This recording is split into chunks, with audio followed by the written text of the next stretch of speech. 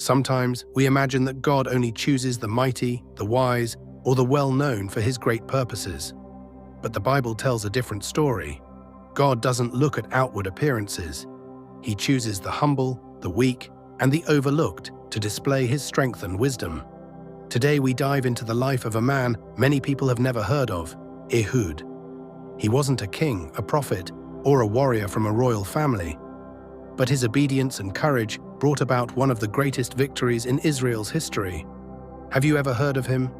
If not, prepare to be surprised, because this is not just a Bible story, it's a divine strategy.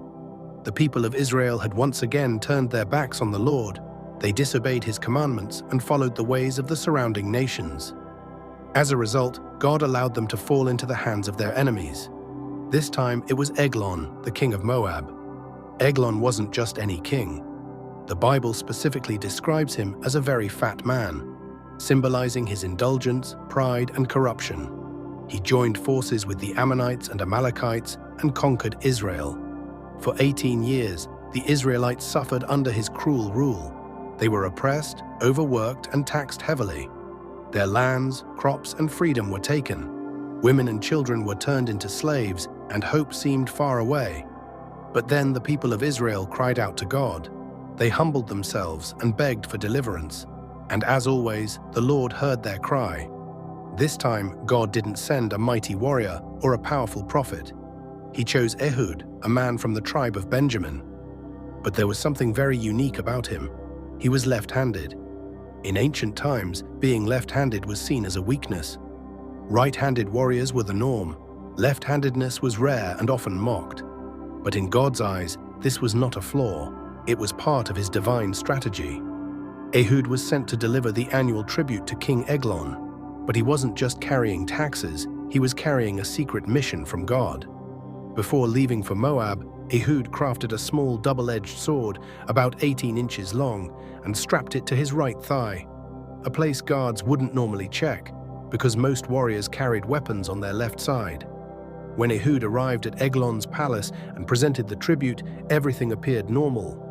But after he and his attendants left, Ehud turned back alone and requested a private audience with the king. "I have a secret message for you, O king," he said. Eglon, intrigued and perhaps proud, dismissed his guards and welcomed Ehud into his private chambers.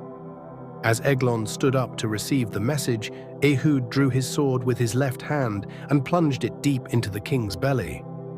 The Bible says the fat closed over the blade and Ehud left the sword inside. Silently, Ehud locked the doors and escaped through a back passage, leaving Eglon dead and the palace in confusion. Ehud returned to the land of Israel and blew the trumpet in the hill country of Ephraim. His voice echoed with boldness, "Follow me, for the Lord has given your enemies, the Moabites, into your hands." Inspired by faith and filled with courage, the Israelites rallied behind Ehud. They marched into battle and struck down 10,000 Moabite soldiers, all strong and able-bodied men. Not a single one escaped. That day, Moab was defeated and Israel was delivered. And for 80 years, the land had peace. God uses the unlikely to do the impossible. The world may look down on you, but God sees a warrior in you. Your weakness may be your greatest weapon in God's hands. Ehud's left-handedness, seen as a flaw, became the very key to his victory. One person's obedience can change the course of a nation. Because Ehud listened to God and acted in faith, all of Israel was saved. Will you say yes to God? God still calls people like Ehud ordinary, overlooked, underestimated. He still writes stories through the lives of people who are willing to trust him even when the odds are against them. Are you ready to be part of his plan?